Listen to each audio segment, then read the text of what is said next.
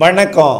செல்வகுமாரின் மாலை வானிலை ஆய்வறிக்கை. அதிகாரப்பூர்வ வானிலை அறிக்கைக்கு இந்திய வானிலை ஆராய்ச்சித்துறை அறிக்கையை பார்க்கவும். 2025 ஜூலை 27 ஞாயிற்றுக்கிழமை மாலை நிலவர ஆய்வறிக்கை. தலைப்புச் செய்திகள். தென்மேற்கு பருவமழை எதிர்பார்த்தது போல் தீவிரம் குறைந்தது.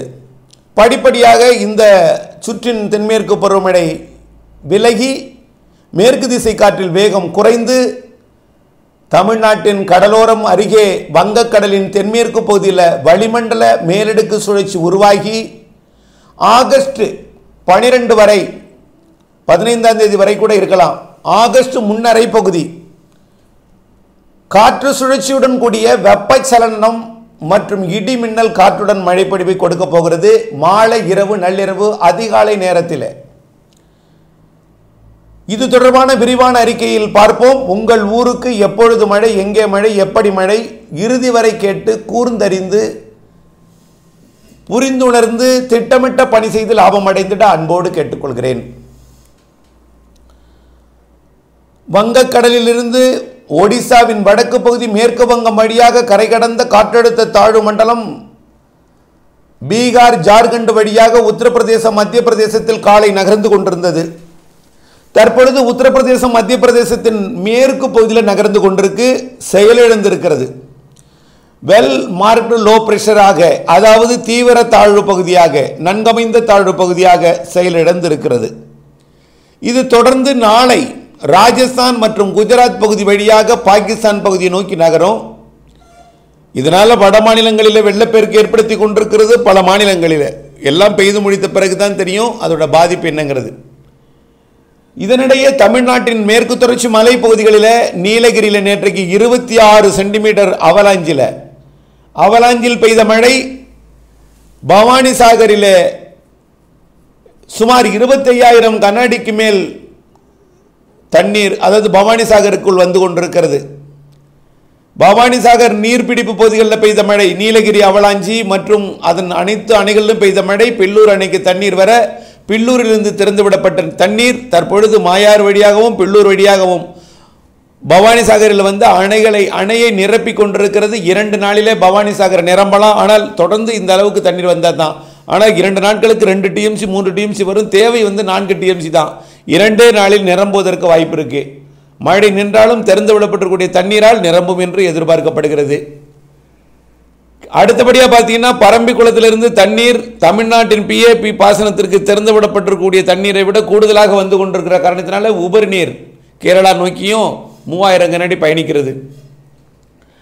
அனைத்து அணைகளும் நிரம்பி இருக்கிறது. திருமூர்த்தி பஞ்சலிங்க அருவி, திருமூர்த்தி பஞ்சலிங்க சுவாமி கோவில் எல்லாமே வெள்ளம் சூழ்ந்திருக்கிறது. இந்த நிலையில் தென்மேற்கு பருவமழை இன்றைக்கு பாதியாக குறையும் என்றும் குறைந்து விட்டது. நாளை இன்னும் குறைந்துவிடும். நாளை 28ஆம் தேதியை விட 29ஆம் தேதி முற்றிலும் விலகிவிடும் எனலாம்.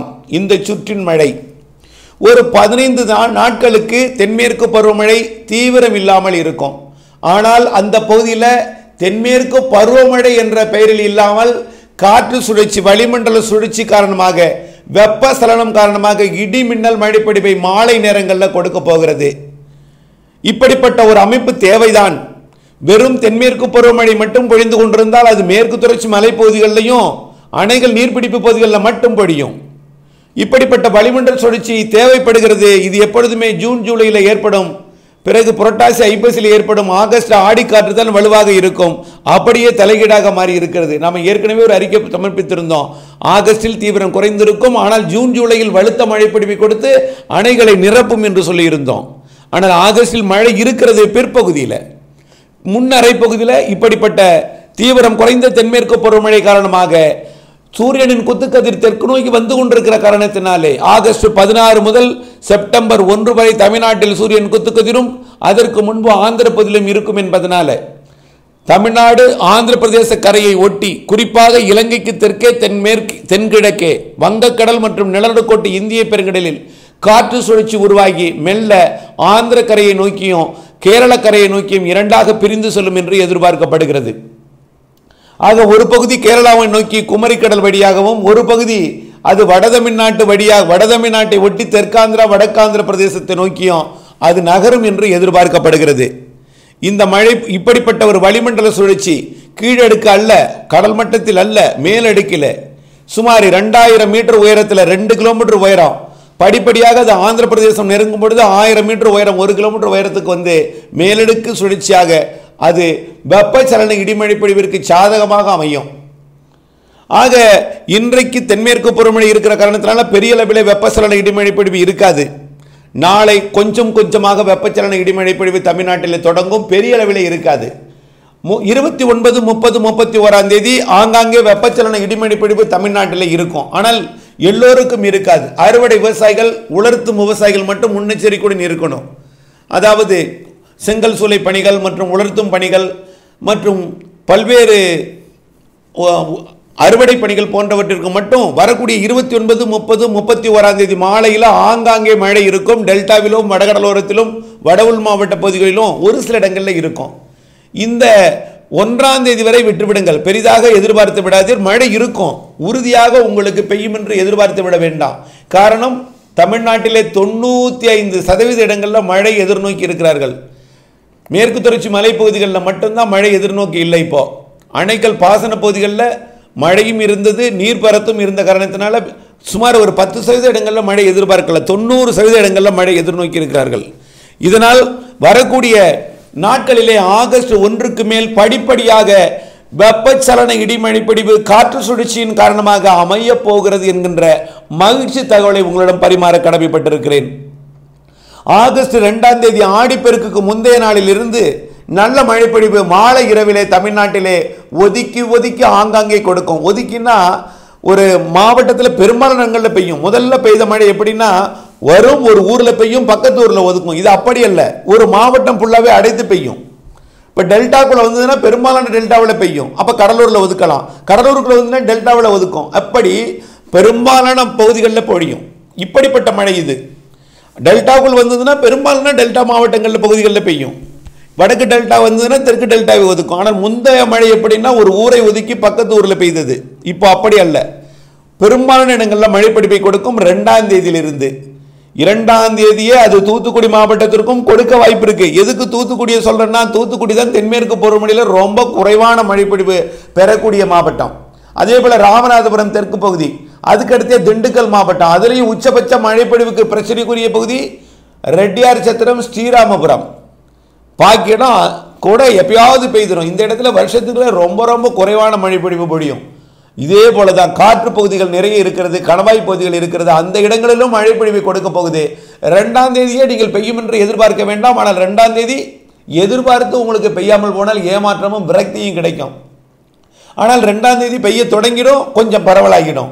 3ஆம் தேதி இன்னும் கொஞ்சம் பரவலாகும், 4ஆம் தேதி இன்னும் கொஞ்சம் பரவலாகும், 5ஆம் தேதி இன்னும் கொஞ்சம் பரவலாகும். ஆக 12, 15ஆம் தேதி வரைக்கும் தென்மேற்கு பருவமழை கொஞ்சம், அதாவது ஆந்திர பிரதேசத்துக்கு போனோன்னு தென்மேற்கு பருவமழை 12ஆம் தேதிக்கு மேலே தீவிரமடையும். இருந்த போதிலும் 12ஆம் தேதியிலிருந்து 15ஆம் தேதிக்குள்ள அந்த தென்மேற்கு பருவமழை அடுத்த சுற்றின் காற்று சுழற்சி காரணமாக தொடங்கிடும். ஆனால் 12ஆம் தேதி வரை காற்று சுழற்சி காரணமாக வளிமண்டல அது மேலடுக்கு சுழற்சி காரணமாக வெப்பச்சலன இடிமின்னல் மழைப்பொழிவு கொடுக்க போகிறது. அது காற்று பகுதிக்கும் கணவாய் பகுதிக்கும் கிடைக்கும். பிரச்சனைக்குரிய பகுதிகளுக்கும் கிடைக்கும் என்றால் பிரச்சனை இல்லாத பகுதிகளுக்கு நல்ல மழைப்பொழிவு கிடைக்கும். ஏற்கனவே தென்மேற்கு பருவமழை பொழிந்த கேரளாவிற்கும் உண்டு, மேற்கு தொடர்ச்சி மலைக்கும் உண்டு, கணவாய் காற்று பகுதிகளுக்கும் உண்டு. உறுதியாக திண்டுக்கல் மாவட்டத்தின் பகுதிகள், தாராபுரம் உள்ளிட்ட திருப்பூர் மாவட்ட பகுதிகள், குடிமங்கலம் மற்றும் பெரியப்பட்டி, பெதப்பம்பட்டி உள்ளிட்ட பகுதிகளுக்கு எல்லாமே, ஈரோடு மாவட்டம் தெற்கு பகுதி நிறைய கேள்விகள் வந்திருப்பது. ஈரோடு ஏன் மழை இல்லை என்ற கேள்வி நிறைய முறை வந்திருக்கு, நிறைய பேரிடம் இருந்து வந்திருக்கு. கண்டிப்பாக ஈரோடு தெற்குக்கும் காற்று பகுதி தாராபுரம், அதாவது கொங்கல் நகரம், அதே போல் இந்த பக்கம் நெகமம், கருமாபுரம், காட்டம்பட்டிக்கெல்லாம் சாரல் தான் வந்தது, பெரிய மழை இல்லை. ஆனால் இப்பொழுது பெய்யும் அந்த மழை. ஆக வெப்பச்சலனத்தின் காரணமாக இடிமழை பிடிப்பு தூத்துக்குடி மாவட்டத்திற்கும் ராமநாதபுரம் தெற்குக்கும், பெருநாளி உள்ளிட்ட ராமநாதபுரம், விருதுநகர் மற்றும் தூத்துக்குடி மாவட்டம் இணையும் பகுதிகளிலையும், அருப்புக்கோட்டை, திருச்சுழி சுற்று வட்டாரத்தை ஒட்டியுள்ள பகுதிகளுக்கும், அதே போல மதுரை மாவட்டத்தின் பெரும்பாலான பகுதிகளுக்கும், இதை விட கூடுதலாக டெல்டாவிற்கும், அதை விட கூடுதலாக வடகடலோரம், வடபுல் மாவட்ட பகுதிகளுக்கும், கர்நாடக எல்லையோர, ஆந்திர எல்லையோர, கேரள எல்லையோரத்திற்கும் மழைப்பொழிவு கிடைக்கும். இப்போ நான் படித்துக் கொண்டிருக்கும் பொழுது எங்கள் ஊர் சொல்லவில்லை, எங்கள் மாவட்டம் சொல்லவில்லை, எங்களுக்கு பொழிவா என்ற வினாவை நீங்கள் எழுப்புவீர்கள். எழுப்பி கொண்டு போவர்களுக்கும் இதே தகவல் தான் உங்களுக்கும் உண்டு, உறுதியாக உண்டு. வரக்கூடிய ஆகஸ்ட் 1 ஆகஸ்ட் 1 கூட நீங்கள் எதிர்பார்க்க வேண்டாம். ஆனால் 29 தொடங்கினோம். ஆனால் ஆங்காங்கே தான் பெய்யும். காற்று சுழற்சி உருவாவது என்பது 1ஆம் தேதியிலிருந்து தான். 2ஆம் தேதியிலிருந்து கொஞ்சம் தீவிரமடையும் காற்று சுழற்சி. ஆக 2ஆம் தேதியிலிருந்து 12ஆம் தேதி வரை வலிமையான காற்று சுழற்சி மேலடுக்கு சுழற்சி காரணமாக பரவலான மழைப்பொழிவு கிடைக்கப் போகுது. 12ஆம் தேதிக்குள் உங்களுக்கு ஒரு நாளாவது மழைப்பொழிவு கிடைத்துவிடும். சார் 2ஆம் தேதி வந்துருச்சு பெய்யல, 3ஆம் தேதி வந்துருச்சு பெய்யல அப்படிங்கிற ஏக்கம் வேண்டாம். கண்டிப்பாக பொழியும்.